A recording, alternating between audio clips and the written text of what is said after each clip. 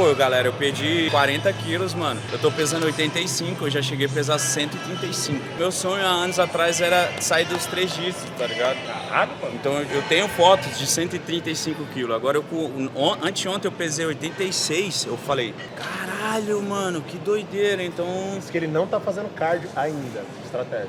Faz natação todo dia, né? faço natação também. Mas não é igual diferente, cardio, é diferente. né? Não, mas você faz puxadinho lá, não faz? Faço.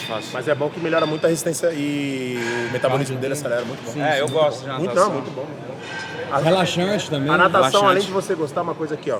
Não, pra mim eu levo a natação mais mental do que corpo, tá ligado? Exatamente Por isso que eu já tava me matando todo dia na natação. Eu falei, mano, ficando murchinho só e tal, eu falei, eu preciso puxar ferro. Então o treino de natação pra mim não é a mais, é algo que eu já gosto. Às vezes sábado eu desço pra piscina e fico só.